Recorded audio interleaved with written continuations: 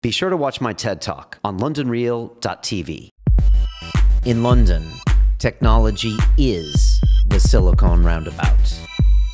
Introducing a new talk show dedicated to the people of the London technology startup scene. Silicon Real. Each week, interviewing entrepreneurs, venture capitalists, financial technology, accelerators, and incubators in an exciting three-person format. Learn about the people behind the innovation. Locally filmed, locally sourced. Silicon Real. It's about the people. This is Silicon Real, the weekly talk show dedicated to the people of the London technology startup scene. I'm Brian Rose. I also host London Real. It's a similar setup, same studio. We get three people in the room, try to figure out what the hell is going on. This week we had Neil deGrasse Tyson, the rock and roll astronomer. We've had Tim Ferriss from the 4-Hour Everything. We've had people like Max Kaiser in here from Russia today. So check that out if you want. But today we're here to talk about tech. My co-host is entrepreneur Colin Pyle, who's running coffee companies, language learning schools, very appropriate for today. Yep. You just came back from a European tour. What's going on? Yeah, flying around trying to sort of lock down that supply chain for the coffee. So, you know, spending some time in northern Italy and Naples and in Germany. So it's hard, but it's coming along. It's not, you know, taking 3 beans from completely different places in the world, bringing them all together, and then roasting them, grinding them, encapsulating them, and having them arrive at your door is tough. Is much more difficult than I and it's tougher than you thought it was going to be. Way tougher. Okay, that's a good. But we're getting it though. Yeah. That's what makes a good entrepreneur is they don't know what they're going to get into, yeah. Or they never would have done exactly, it, right? Yeah. Sometimes going in blind is the only way to go in. Yeah, so, definitely. But you know, before we get to our guests, I just wanted to give a shout out to TaskRabbit, who are sponsoring this episode. They're an online marketplace, allows people to outsource small jobs to people in their neighborhood. They just got to London a few months ago. We had Lauren Sherman on, their head of community. She was awesome. Great show if you want to pick that up. But they're doing, not only you can get people to clean your house and all this other stuff, but they also run a lot of our back-end operations at Silicon Real. Yeah, they're helping us so much right now. They're really good.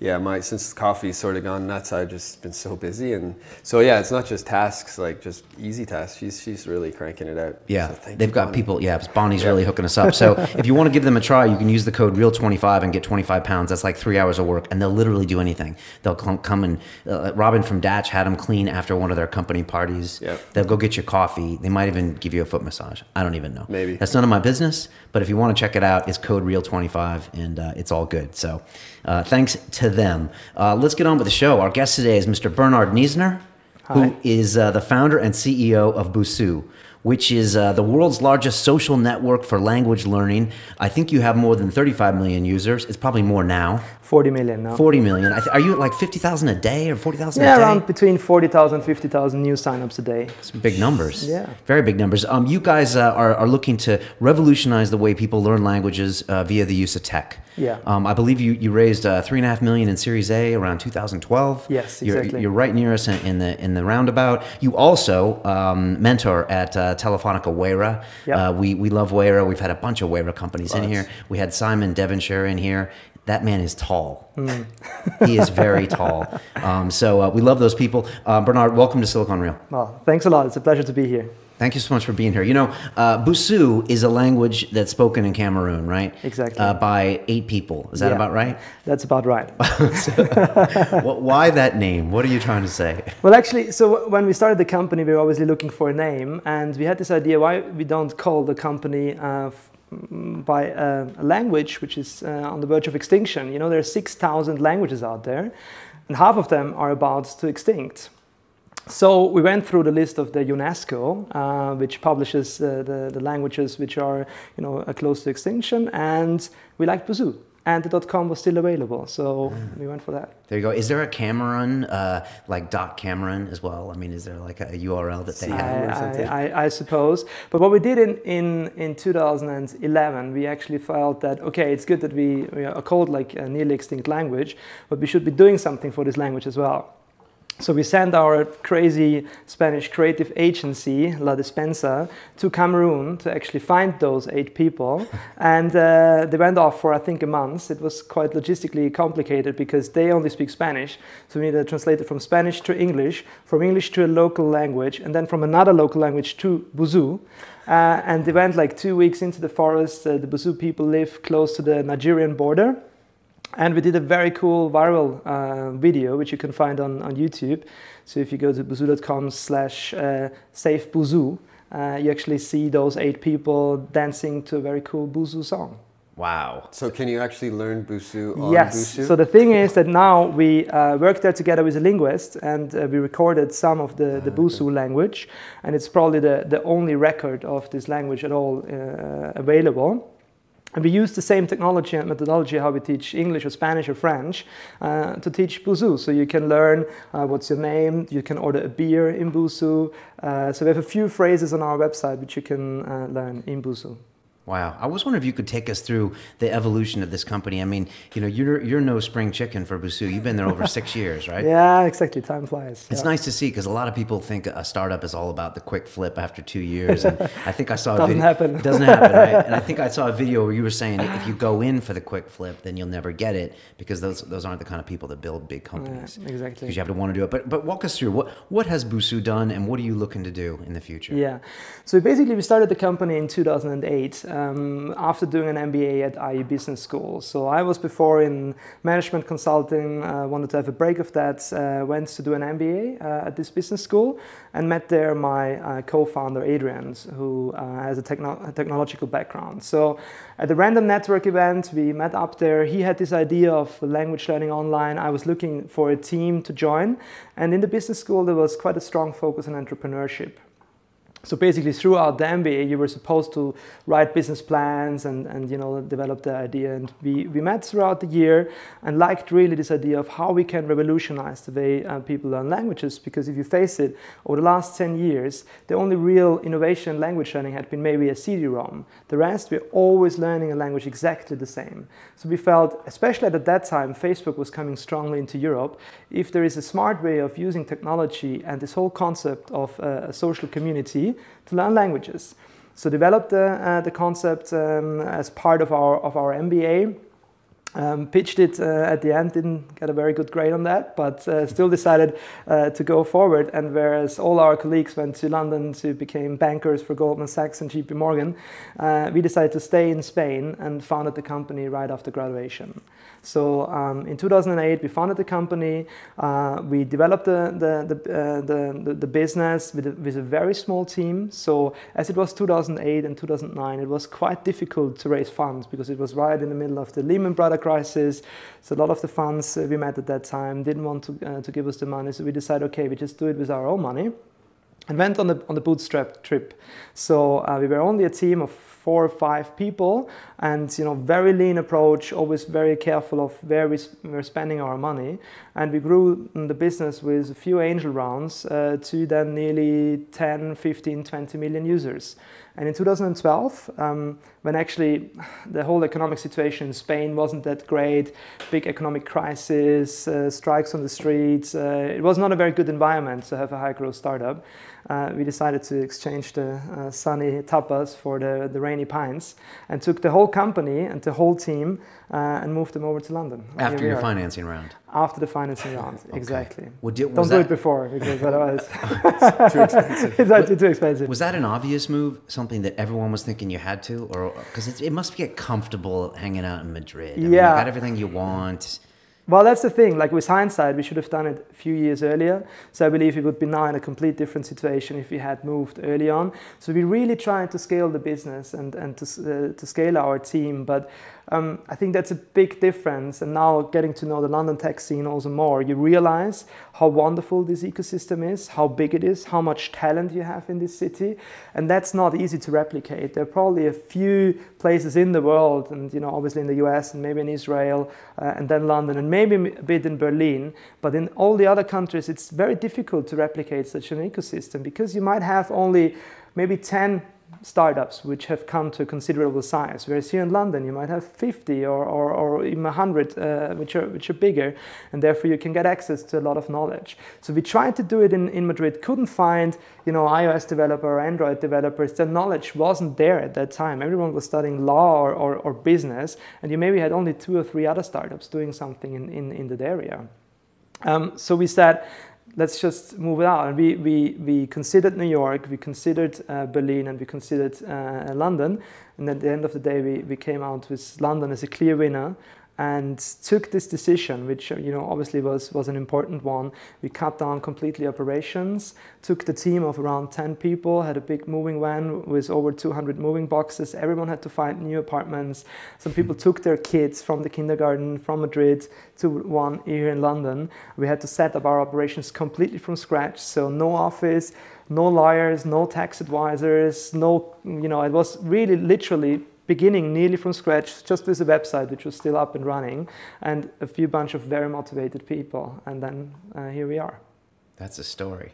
That's a real story. Now, New York really wouldn't have been practical because you couldn't have got the visas for those 10 people. Exactly. It's about the visa. It's also a pain in the ass to move a European entity into the United States, especially if you're at the later stage and have already a certain, you know, IP. So moving within Europe is okay. New York would have done at the end. We discarded it because of that. Okay, that's a great story. Just to finish off my question, what is the plans for the future? As in, you're at 40 million users now. Where do you want to be, or where can you realistically be?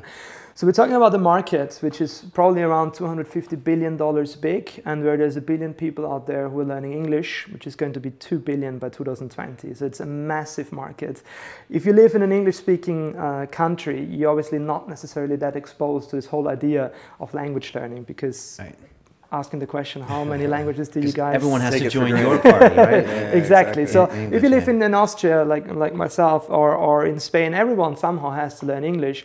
And I learned 4 languages in total. So it's kind of a very known concept, and it's part of your life.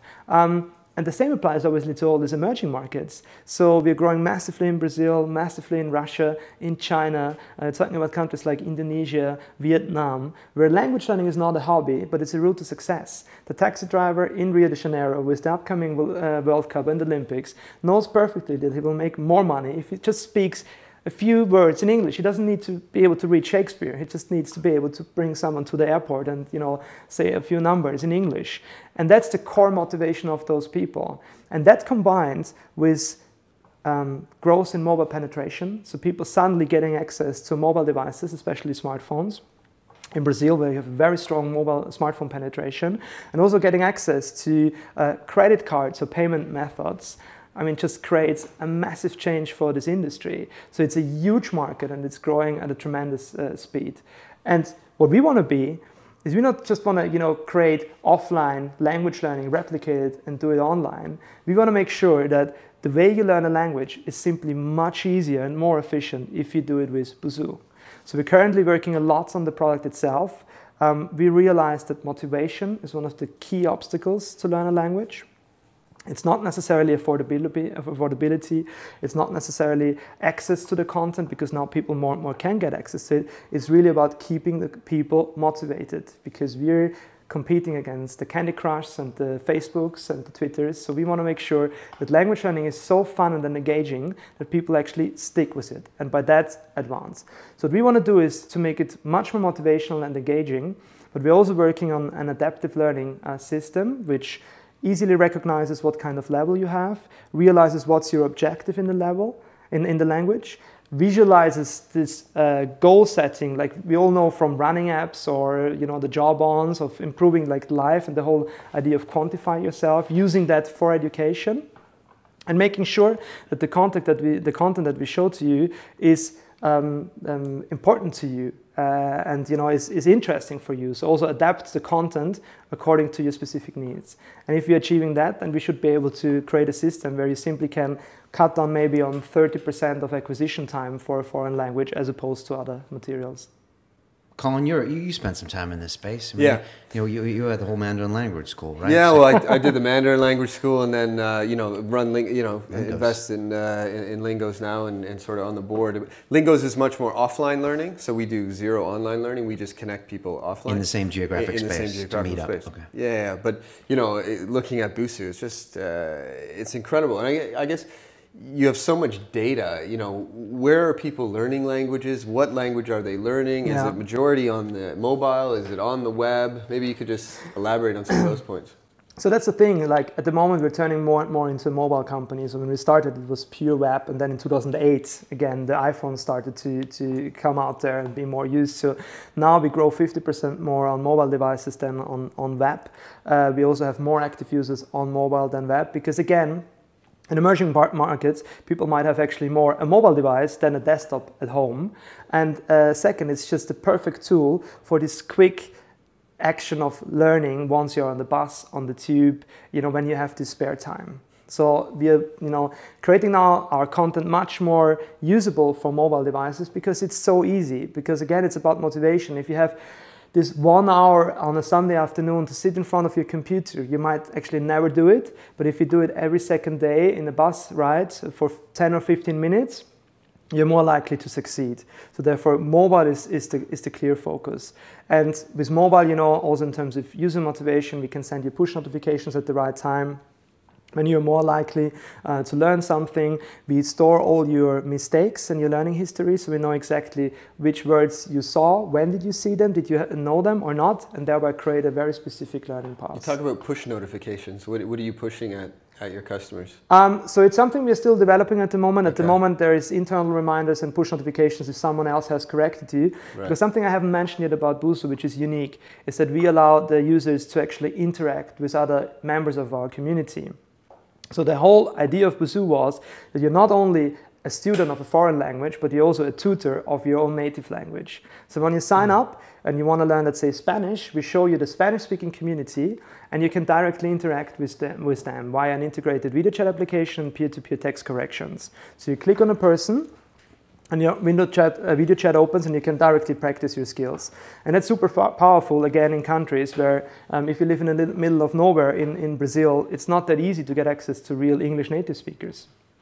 That's an amazing possibility there. That kind of blows my mind. This is Silicon Real, and so it's time to get real. We're going to ask you a couple questions about your business model. I'm going to go first. All right. But when I read, it's a social network for languaging, I think, okay, I already try to juggle right now 6 social networks. I got Facebook, I got Instagram, I got Pinterest, I got all these other things. How can you convince people that they need a new social network on top of all the other ones they're trying to catch up with, or the other ones that they're leaving? I mean, a lot of people are leaving Facebook and getting over it to come to you guys. Yeah, that's a very good question. And I think there was this time when everyone created a social network for everything, but you can have a social network for cooking, but it might not actually necessarily improve your cooking skills. Whereas a social network for language learning, where you can practice your language skills with someone else, that's a fundamental part of language learning. So it's not just a shiny feature. If you want to learn a language, you need to practice. And we solve that by interacting with other users. So I think it's just an integral part of language learning is to practice your skills, and that's done with the social community.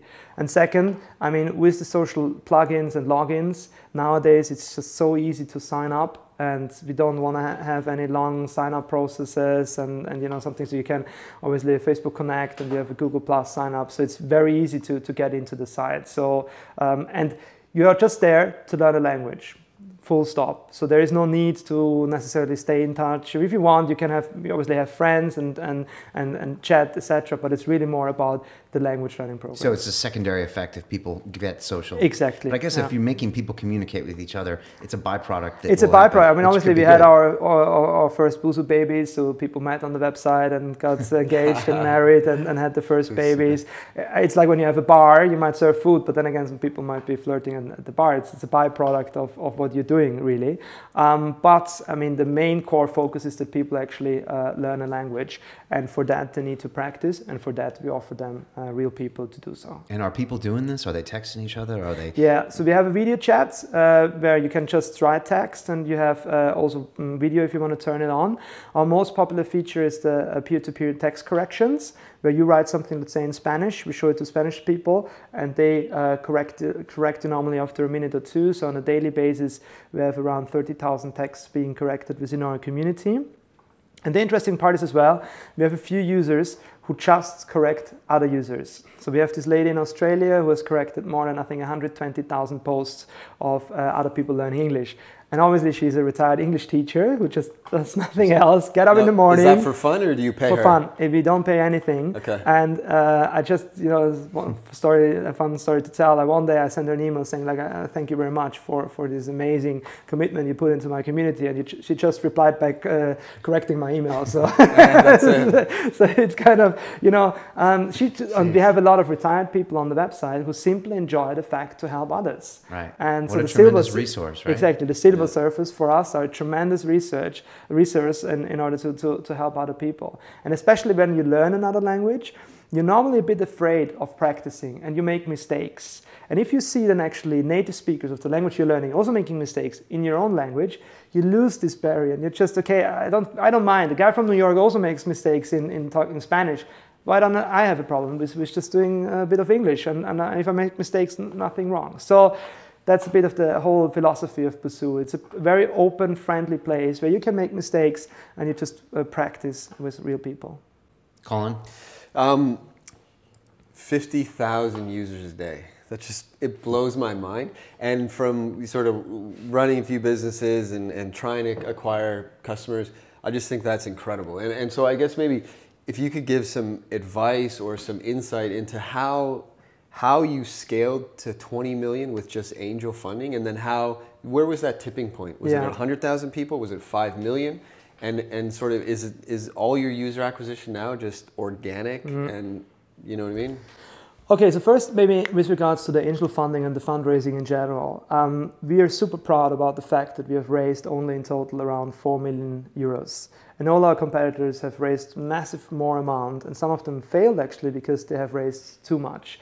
And we also saw, especially as we couldn't raise at the beginning, fundraising not as a sign of success, but it's basically a promise you give, but that's it. So, you read always on the news about they have raised this amount and this amount. It's great, but I'm more proud of building a sustainable business and having actually capital efficiency rather than raising money and just, being in this loop of diluting yourself, obviously, as a founder and just going from one round to the other. It makes maybe some VCs happy, but at the end of the day, it's about building a real business. So we tried to raise as little as possible. How did we do that? By being super analytical about user acquisition cost versus lifetime value. Actually, at a time where it wasn't really called like that, we just, it was basic math of how much does it cost to acquire a user and what do the people spend on our website.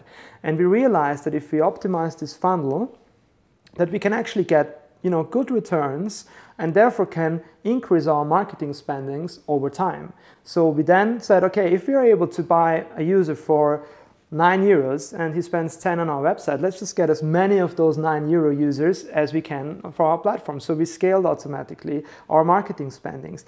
And that then simply drives obviously organic traffic, because we realized that if we acquire 100 users via SEM or paid advertisement, normally they also give us another 100 users on top, which come for free, because there's a word of mouth effect. And by that, again, we could increase our marketing spendings. And as our users, we have a freemium business model. So there's a basic version where you can get access for a few stuff and few units and exercises. And then there's premium, which costs around £5 to £6 a month. You get access to grammar, our mobile app, additional review types, etc. And if people pay, they normally tend to pay like in the early days of sign up. So therefore we get the money cash up front. And then we pay Google in Spain after 2 months and UK after 1 month. So we are basically working capital negative and could finance our own growth with the money we collected from our users. Therefore, we suddenly realized that we don't need to raise a lot of money, because we could rather finance our growth with our own cash flow. So I guess the most difficult thing there that you said was getting your CPA to 9 and your lifetime value. Exactly, exactly. And making sure your numbers are right. Exactly. Because if your 10 is really 8, then you might have a problem. Exactly. And then, I get, once you get to that point, then it's just, you know, dump some money in the hopper and open the gates. And by now, it's still, don't get me wrong, by now, only 50%, and I think even less actually if you include mobile. If you include mobile, only 20 to 30% of our traffic comes from paid channels. So we're not just fully dependent on Google. Right. It's just something which keeps the machine going, the boat floating, but then suddenly we're going quicker and quicker because, you know, more people jump on that and come into our funnel. So I think it's a lot about optimization of the funnel. You did so many iterations of our landing pages, and then, you know, always come with this beautifully designed page where this converts better and it converts much worse than actually the shitty one, which looks really ugly. But, you know, it really depends on the country and language, and we have done a lot of optimization there. And I think we got our numbers straight, and we're very much analytical. We track our cohorts on a weekly or monthly basis. So I think that's kind of the trick and the secret sauce of how to scale. And are you like heavily focused for online acquisition, or do you do offline acquisition as well? We don't do any offline acquisition. We're lucky enough to win 4 million euros. You've got to tell this story. So 2012, you won is a ProSieben. It was ProSieben. So at the NOAA pitch conference, NOAA event, there was a pitch conference, a pitch event from ProSieben, and it was a startup competition. I think, I don't know, 60 people. ProSieben's a big German media company. Exactly, right? It's one of the biggest German media companies, and I think over 100 companies applied, and then, you know, we went into the final and we won the first prize, which was 4 million euros of gross budget for TV advertising, which you could spend for free, which is fantastic. So we were lucky enough to win that. How many like hours of TV advertisement is that? Good question. So to have a rough idea, like one ad during one ad at prime time might, on a Saturday night, might be up to 40,000 euros. So it's quite, I mean, if you look at that, and it's only 20 seconds, so like 40K, it goes quick. And then again, you spread it across, and then it really depends whether you do Monday morning or it goes down much lower than that, maybe 1,000, 2,000. There's a big difference between cross value and what you really pay. So in the way it works in Germany is that there's a very big number of gross value, but no one pays that. Everyone just pays a discounted price, which might be up to discounts of 50, 60, 70, or 80% of the gross value. Okay. So, you know, gross, it's a big amount. Net, it's still a very good amount. And if you get it for free, you definitely don't complain. And it gave us a big exposure with this acquisition channel. And we learned a lot. So, typical thing, we did a first spot, which was super branding. We flew to Tenerife and filmed this with the models on the beach. And, you know, it was a fantastic weekend we had. The spot converted really bad. So you can look at it on YouTube. You were ready. You said you had all the monitors. You were real time. Exactly. And we looked at it on analytics, and absolutely nothing happened when we put this spot. Nothing. It was exactly the same. So we all felt a bit frustrated. Then we did another spot. And also what we did, we actually combined it with a full 360-degree marketing campaign. So never do just TV advertisement alone. I mean, it's pretty obvious now, but at that time we just went it out and didn't think it completely through. So we did retargeting, we did display, we did Facebook, you know, a lot of the typical online marketing stuff to build a campaign around it. And we did a pretty, you know, performance-oriented TV spot with kind of Germanic humor, if that exists. Because it was just a German audience. It was just a German audience. Right. And it's basically a guy explaining how he used Busuu in front of a whiteboard, and it converted 30 times better than these beautifully filmed branded spots on an island. And obviously production cost was a big fraction of the first spot. So at the end, the spot converted quite well. We, I think, more than at the end, I think, tripled our brand awareness in our relevant segment in Germany. Did you get David Hasselhoff to give an advert? We should have, no. Exactly. That would have been that's for the next one, yeah. Should have thought, no. But he would be, if he was on the beach in the Canary Islands. Imagine, then the next time I should hire you as the creative director. But, I mean, it's, at the end of the day, it's an expensive acquisition channel. I mean, you cannot compare TV to SEM. It's simply different metrics, and it's a more long-term thing to do. So as a startup, it really depends on the stage you are, the money you have, and what kind of resources. But what you definitely need to make clear is that your funnel is super optimized, as well as on a normal SEM funnel, that you are capable of getting all this traffic in, that you also do testing of the spot. So in the second spot, we had focus groups. We tested the claim of the spot in display campaigns and actually said what converts better, like learn English for free or learn English with a community or whatsoever, what converts best. We put on the logos of the Google Play and iTunes, which automatically then triggered quite a lot mobile downloads, which wasn't in at the first time. Anyhow, you need to show the logo constantly at the spot. So there are a lot of learnings, and obviously we're very glad that we had this opportunity to do TV. Well, so some of those lessons were put the player up there, put the iTunes, put the Google Play logo, put your own logo up a lot. Put their own logo up constantly, have one call to action. Just a single one. Not too many messages. Don't say join up and do this. Yeah, or and then join and the now, community. exactly, like Just one very clear message.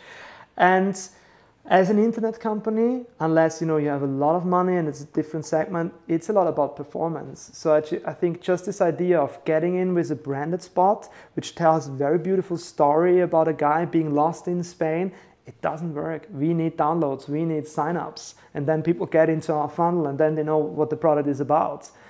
So at the stage we are, we should have gone straight away for a performance spot, which is much more blunt and direct and explains the product, and optimize the spot a bit more. But at the end, we learned the lesson, and it's a good channel, but it's not cheap. So it's a great story. So are you using that channel now after the freebies?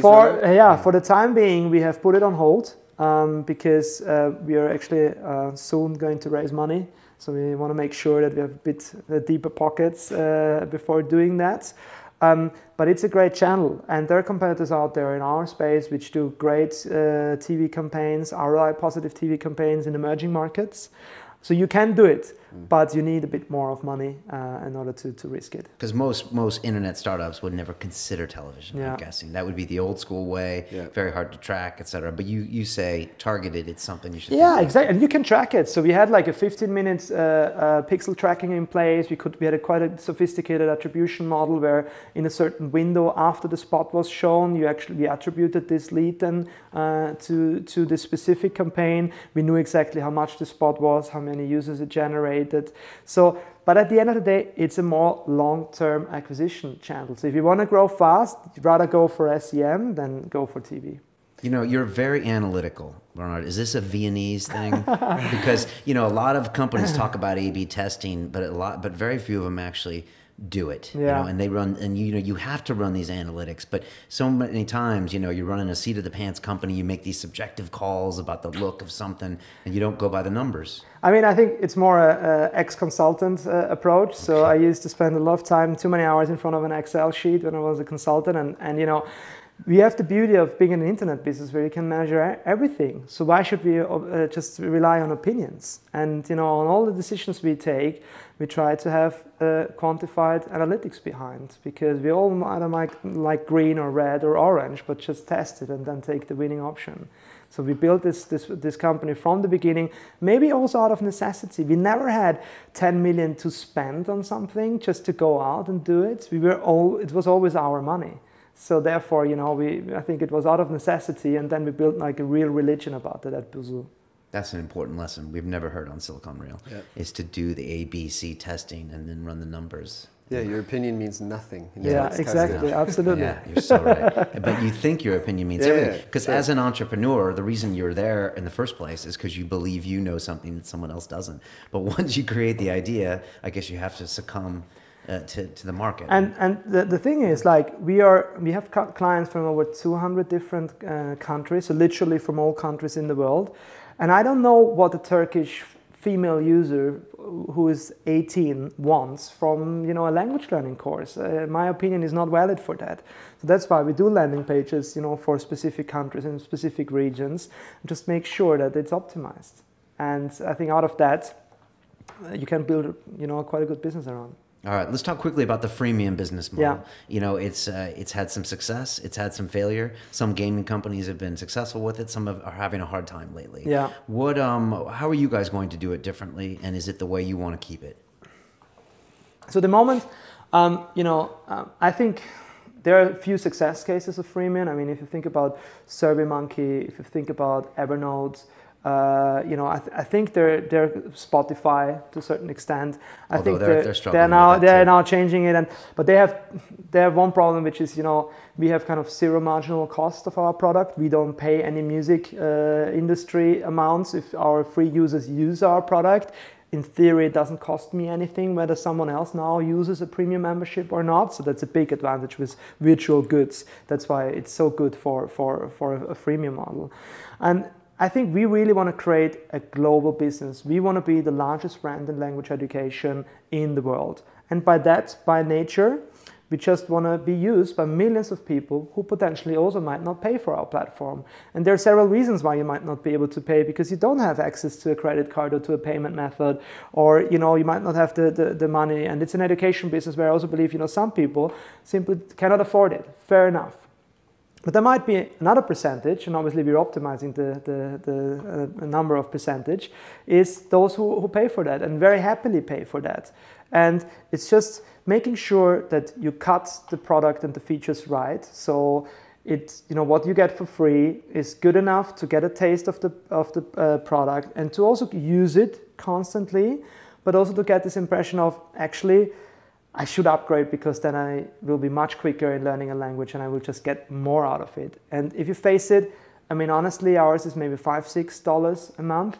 What you spend in a pub, or even if you're in Brazil, I mean, it's not that expensive. So if people know what impact it might have for them, and there are studies of how much more people can earn if they know English, let's say in China or in Brazil, it's an amazing investment you can do. So therefore, it needs just to be the right cut between free and premium at the right time, not too early. Don't, you know, push the paywall in the face when you just have signed up and people don't even know what this is all about. It's a lot about payment optimization, where you need to, especially in our case, we get payments literally from countries I've never heard of, very small little islands in you know, the Caribbean, sending us over 20 euros a month, where honestly it has a lot to do with optimizing, you know, the local payment methods that you offer. In some countries, people don't like to pay up front, it's installments, others like premium SMS, others, you know, we offer a whole bunch of payment platforms, and I still need to optimize on that. Who's behind the payment? So we offer different platforms. We use Adyen as a platform. We use PayPal. We use also, what was the other one? Adyen. Adyen? Yeah, it's a guys from the Netherlands who have done a lot for Groupon and other big players. Yeah. We use also Payment Wall. We use local providers in Brazil and in Turkey. So we literally had to build up quite a strong localization, because payment methods and payment habits are completely different in Kazakhstan versus Venezuela. How about Bitcoin? Yeah, no, I was about to say. Really? You don't want to touch that, do you? I don't know. That would solve all your problems. I don't know. You remember that company Busuu? They were big till they touched Bitcoin. Yeah, exactly. Then it went all down. Yeah, I don't know. Not sure about that. Tell your investors we got $1 million in the bank in Bitcoins. I probably Mr. Kaiser. He might have a different opinion. Yeah, he does. He just started MaxCoin, by the way. So don't get me started about that. But I mean, if any company should adopt Bitcoin, it's you, because you're talking about these crazy countries. You can't do credit card payments in Brazil. Or these tiny little countries where they could easily do you a micro payment. I'm still looking at that. So I wouldn't discard for the future, but right now, Busuu coin. We have the Busuu berries, which you collect over time. But I mean, I wouldn't, right now, it's so unpredictable of what's going to happen. And let's see. Do you think if you could integrate Bitcoin in some way that it would really help your business? Or is it just... I think whether it's Bitcoin or simply solving payments in general, I think there is, you know, several billions of dollars which could be unlocked if payments is solved in a very good way for emerging markets. There's so many platforms which still, let's say in Brazil, some providers only accept national credit cards, because in Brazil, even if you have a credit card, you might not be allowed to pay on a foreign provider. So you need a local entity connected to a local bank.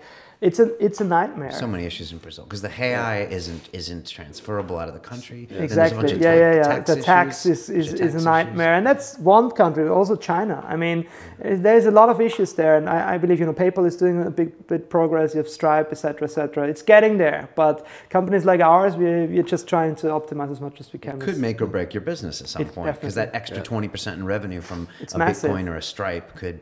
We see people in some countries who, you know, accept term terms of conditions put a product into the basket and want to go to checkout, and we only might have 2 or 3% conversion rate out of that, of people who literally want to hand the money into your account and you can't take it. Wow. I mean, it's a big, but then again, do you watch that happen live? Yeah, I watch this graph nearly every morning, and it's frustrating. Yeah, but sure. it will be solved. And also, I think mobile carriers are going into the direction. Mobile billing. I'm going to the NWC in a few weeks, and there's a big topic of obviously charging directly such services via your mobile invoice you get on a monthly basis. It's getting there, but still big opportunity, I think. Okay, let's talk London really quick. You moved your business to London. I'm just curious if you're going to expand to the US at some point with staff over there. What do you think London needs to change if it wants to become more competitive, and what do you think we're doing right? Interesting. Yeah. So I came from Madrid to London, and obviously once I always heard about this tech city and Silicon Roundabout, I always thought it's kind of the Champs-Elysees of the internet business, like the golden roundabout. And you come to the tube guys station, with beards everywhere. Hell. Exactly. I come up from Old Street Station sometimes, and I'm just like, really? Yeah, exactly. That's what I thought. But I mean, apparently, I don't know whether these £50 million go into the station or not. But in any case, maybe if it just painted, it would already look a little bit better. But besides these very superficial comments, I think London, honestly, it's a super place for an international startup hub. I think it's such a cosmopolitan city where, especially in our case, where we would need people with language skills and international background. I mean, we have in our office, we are nearly 40 people now. And, we have people from, I think, 20 different nationalities. I don't think it's that easy to hire that if you're in Silicon Valley or in the US. No. So it is really an international hub, and people understand international business here in London, international expansion. I think people in the US understand very well how to grow and scale tremendously fast, but mainly in the US. And I think people here understand how to scale beyond those borders. I think the government is doing a great job, and I'm always comparing it kind of to Spanish and the kind of Austrian network. I think government is doing a great job of putting digital on the agenda, putting, learning to codes within the educational system. I think actually UK is doing very well, and the tech city as such is already a strong brand. I would rather focus my efforts into London. I mean, maybe the guys in Manchester don't want to hear that, and in other places, but it is very important to focus all the efforts into one city. Because I saw it fail in Spain, where it's about Barcelona and Madrid and the government, and it's really not kind of two governments that's struggling about where the funds are going. And I think an ecosystem survives and succeeds based on the number of people it has, and then it's kind of a snowball effect which gets bigger and bigger. And therefore, I would rather focus, all my efforts into this city. And London is doing a tremendous job on that. A lot of networking opportunities in general. I think people are very open and very eager to help each other. I've never seen a network which does networking so professional. Even if at the end they might be all drunk after a few pints, but like at the beginning it just works very well, and people come prepared and go to a networking event in order to network. In Spain it happens that after 5 minutes you talk already about football, and that's it. Here really I think people understand how to leverage the value of the network, and I think, in general, I'm super happy about our decision, and there are very few things I would change. Are you going to the States at some point? So we are in the States. We have probably a few million users now in the States. It's nothing necessarily I would consider to have a physical location, because we don't need that necessarily. It's a B2C business. We can acquire users from all over the world sitting here in London. And for tax reasons, etc., I don't necessarily see us having a physical location there. Obviously, in regards to fundraising, it's a different topic. And yes, we're talking to US funds. I think they're great funds here in London, and they obviously also need to compete with the US competitors. And funding also, especially if you compare it to continental Europe, in London is already pretty good. But still, I have the impression that obviously check sizes are a bit bigger, it's easier to raise money, it's higher valuations, so there is simply simpler access to capital. So I think what London needs is a bit more time, because it takes time to create an ecosystem like in Silicon Valley, where you have not 10 or 15 people who have done a big IPO and have seen you know, how you scale a business from 1 to 500 employees and to $3 billion valuation, there are a few more people out there. And this knowledge automatically triggers down. And it's not about the founder, it's about the first CTO and the first head of marketing and so on. And those people now in the US suddenly have made money and reinvested into the ecosystem. This just takes time.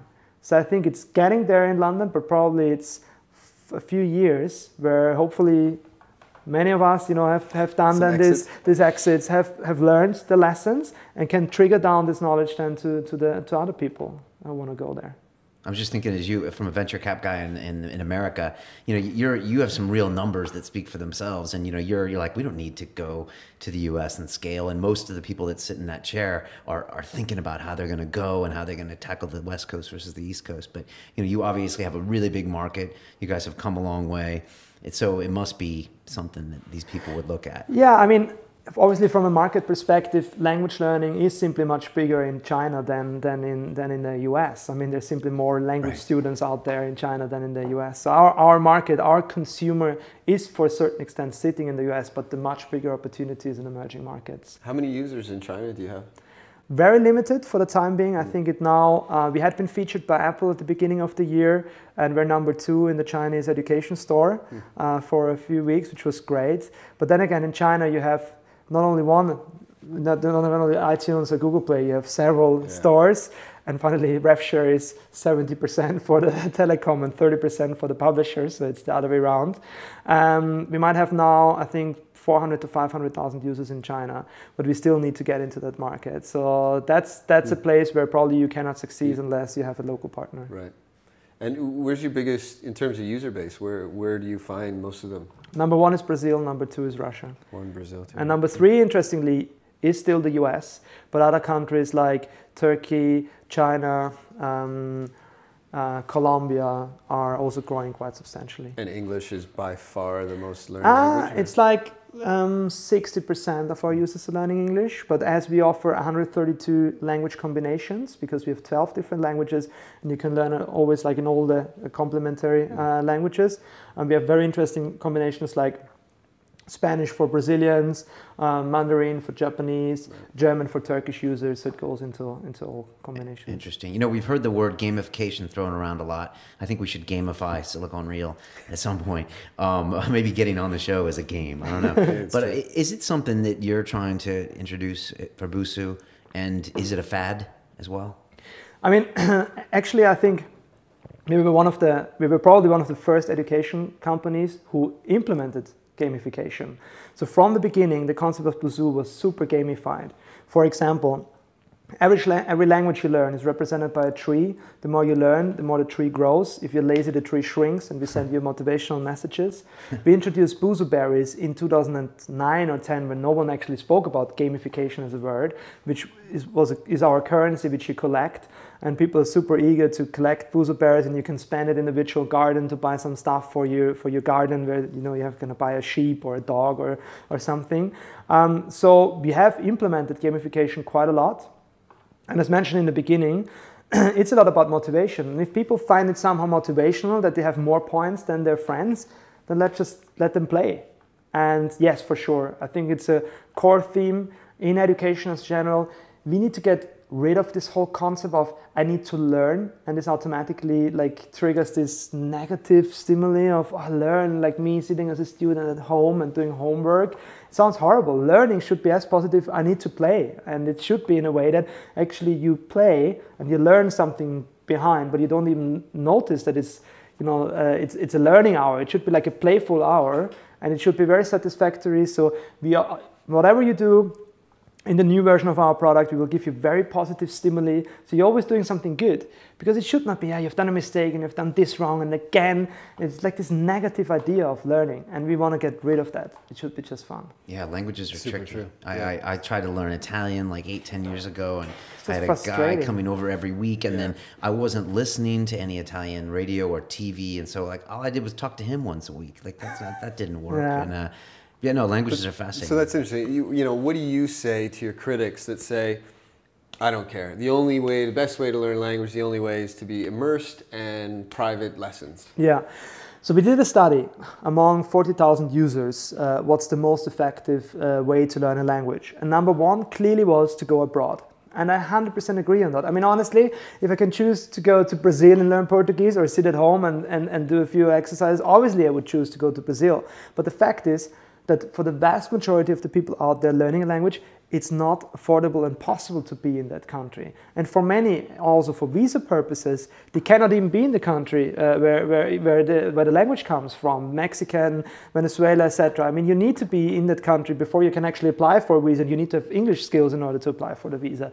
So therefore, I completely agree, yes, full immersion is the best, but then second, it's probably the tool which is most accessible and easiest to be used. And if you think about driving to the language school, sitting on a table around with 10 other English native speakers, talking Italian to each other is definitely not the most effective way language learning should work. So by rather going there and spending my time in the tube and then coming back after work, I should be just doing it on a very quick way with a mobile phone. Therefore, our goal is we want to be, the most efficient tool to learn a language, which is, besides going into the language and spending time there. Bernhard, we always ask people at the end a question. I'm going to hit you with it. If you can make a phone call to the 20-year-old Bernhard, I guess you were probably undergraduate as well, and give that young man a bit of advice, what would you tell him? Oh, Jesus, an interesting one. 20-year-old seems years ago. Still in Austria. Yeah, exactly. Still in Austria, still not finished with university. I mean, I think I honestly wouldn't change that much, and I honestly definitely wouldn't tell this guy to avoid the mistakes that I have done, because I think it's so important to make mistakes and just learn from that. And therefore it's important to make those mistakes. And even if it takes time and money and whatsoever, I probably would have told this guy, if you ever found a company, don't do it necessarily in Spain at the beginning, but do it in a hub where there is already an ecosystem. So I think that's definitely an advice. But then again, I mean, just stay passionate with that idea. Don't let yourself down with people who tell you that your idea is not going to work. Just keep on hitting it, stay focused, and then you will have a joyful ride. Did the 20-year-old have any idea that you would be doing a tech startup?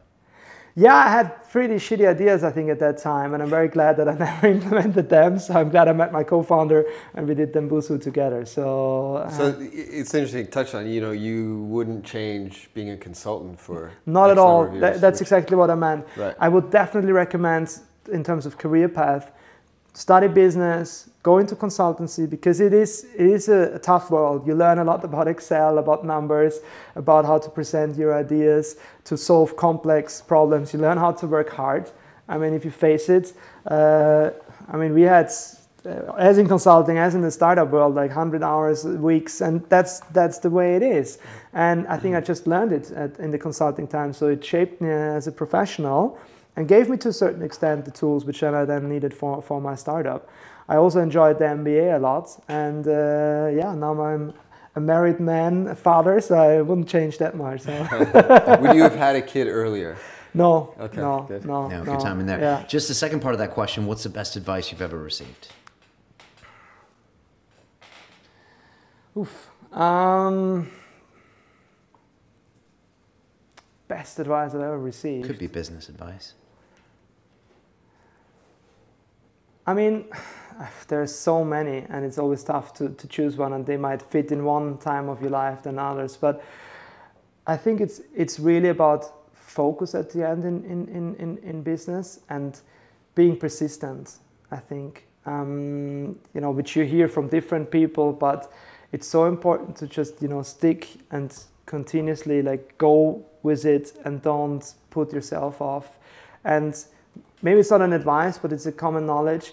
It's a bit about the idea, but it's much more about the execution. And I think that's what we really realized, that we had a good idea. Several people had this idea, but at the end, what made the difference was actually the execution of it. And I think that's the advice I would give people, focus on execution, don't do too many things at the same time, and just pull through and go ahead. And at the end, hopefully it will turn out well. It's good advice, man. Very good advice. Last part of that question, you touched on it a bit earlier, but to the 20-year-old listening to us in China or Brazil or Russia, what advice do you give to them, if they want to, I don't know, maybe get involved in the tech industry or follow a path like you did? Yeah. I think it really, as mentioned before, it's obviously once you're not in those startup hubs, it becomes more difficult. But then again, there's so many talented people out there around the world. And if you go to Bogota or to Sao Paulo, I mean, you're amazed about the amount of talent. And as London will maybe take a few years to get to a stage in the US, those countries will take a few years to get to that stage. But then again, they're super hungry. And you know, especially with being a mentor also at Vira and going to different events, you really see how ambitious those people are. And I think we all have to, you know, speed up and catch up in order to compete internationally. And those people, you know, should also like learn from other international startup success cases, connect themselves, and also be very open. In some countries, it's not so open. It's not so common to share your knowledge, to share your mistakes as well. And even if people are in a competitive area, like I have the feeling in London that actually people are very happy and it feels like a bit of a family. And that's something I would also recommend to people in more emerging markets, to create this sense of community and ecosystem. Meet up as much as you can, learn from each other, like help each other, because that's what drives then the whole community forward. I like that sharing information. We had that guy Steph, the hacker, that was in here, and he wrote a blog talking about signing disclosure agreements. And he's like, I don't sign disclosure agreements. It's like, that's just a big waste of everyone's time. Absolutely. He's like, if you really don't trust me, don't tell me the idea. But most likely, by having a conversation about what I'm doing and what you're doing, the problem is going to get solved. And it's going to be down to execution anyways. Exactly. Absolutely. Yeah, no, that's really well said. Anything I missed? Just one thing I'd love to hear your thoughts. So you are going up against some massive giants in the education space. Yeah. How are you going to beat not only the competitors of the EFs, the Rosetta Stones, the Berlitzes, but also the Duolingos of the world and some of the other guys? How are you going to win in this space in 5 years? So the thing is, luckily, the industry itself or the market itself is big enough. It's not a winner-takes-it-all market. It's not a Facebook and there will be only one Facebook. I believe there might be several players out there in a few years. And it's again a bit about personal taste. Some people might like more grammar, others might like more unstructured courses, and others really like the practice with native communities. I think like there's Coca-Cola and Pepsis and all sorts of drinks we take. I think there's not just one route to learn another language. There will be several routes. The market is big enough. But the way we see ourselves competing, and obviously, yes, to a certain extent, it is a competition on clicks, on attention with users, and you won't have 5 apps on your mobile phone to learn Spanish, but rather maybe one. Is a lot about super high quality content. So at the end of the day, an app might be super gamified and fun, but if the content is not good enough, then I don't think it will succeed. So we are investing a lot on content. I think our big differentiator is the community. So we have something very unique where people practice with each other and are in touch, and that really differentiates us. And also in terms of the adaptive learning, I think we're ahead of our competitors. We're doing something unique in that sense, and I think we can differentiate there. But then again, if you now go on the street in Istanbul and ask the people, how do you learn a language? How do you learn English? I don't think anyone will name nor Busuu, nor Duolingo, nor maybe Berlitz, I don't know. But it's really about the market is big enough, and the industry itself, needs to evolve a lot. And publishers, to a certain extent, are not that quick. I mean, they come from a world of books and an industry which hasn't really changed that much. And we have been living and breathing and starting to grow up now with mobile devices, and we understand how to develop this kind of products on a mobile and web platform. So I think we're quick enough to move fast. Excellent. For people that want to get your app, what's the best way? What's the easiest way? Visit busuu.com, busuu.com/mobile if you have a mobile device. If not, sign up for free. And hope you enjoy it. And actually, by the way, I haven't mentioned, but we're about to release quite a big change of our existing product. So if you still go to the old website, it looks like the old website, and it's not, it's basically a site which is based on what we did from 2008 till 2010-11. I didn't want to say anything. Yeah, better not, because it will change dramatically. We have actually spent, and that's a big thing for a startup, like nearly 7-8 months developing something completely different behind the scenes. We haven't released it yet, only in a few test markets, only to a certain percentage of users, but the rollout is going to happen as we speak. So I think by next week we will increase the threshold of people seeing the new website, and it's a complete different animal. So I can't wait until it's out. The new mobile app is already out. Check it out, it looks good, but on the website it will come very soon. Exciting stuff. How can people get in touch with you? Are you a Twitter guy? I'm a Twitter guy. My name is Bernardo with 3 O's at the end, I think. I'm not as, I don't use Twitter as much as I probably should do. And if not, it's bernhard@busuu.com. Just send me an email. More than happy to meet up. Fantastic story. I love it. Very pro-London. Great. It's, amazing, yeah. Yeah, it's super cool. Some great tips and some things we haven't heard here before on Silicon Reel. So love it. If you're listening to us on iTunes, you can check out all of our faces on our YouTube channel or on Twitter @Silicon Reel. We've getting a bunch of volunteers recently, yeah, it's right? been amazing. So keep it's them like coming. our tipping point, you know. Yeah, We've got all no, sorts of some guys, some girls, some video people. Everyone is it's helping. So you know, cool guy Simon who's lived in Spain now, Aussie guy. He's cutting up some of our clips for us. Right. And we're trying to take some great stuff that we've learned from all of our different interviews and kind of put them all together in one clip, right. which I think would be really cool. I think like the 20-year-old question I asked you, I think he's putting them all together. Yeah, great. So yeah, that's a great resource. Thank you guys, and yeah, all the help. We're doing this for you guys, and just feedback, help, guest suggestions. Yeah, guest suggestions, all that stuff. So cool. Fantastic. As we say at Silicon Reel, it's about the people. You are one of them. Thanks. Thanks so much for coming. It was a pleasure. It's an exciting thing to watch, and it's going to be a lot of fun. So, and I wish you guys all the best. Thank you very much. It was really a pleasure being here. Okay, guys, take care. When we first started it, it was just a monster in a room, and kids went crazy for it because you could adopt your own pet monster, which was the cool kind of tagline. And then we built out the world, and it was kind of a bit like Frankenstein's monster because we just added this and added that and added this. And so now the world is huge. There are 6 main monsters you adopt and you nurture and look after and you play with. But you can also message your friends, you can have your best friends on there. It's really kind of got stealth education baked in. Once we did all of that stuff, it really started to take off. It was one of those hockey stick curves that you don't often see.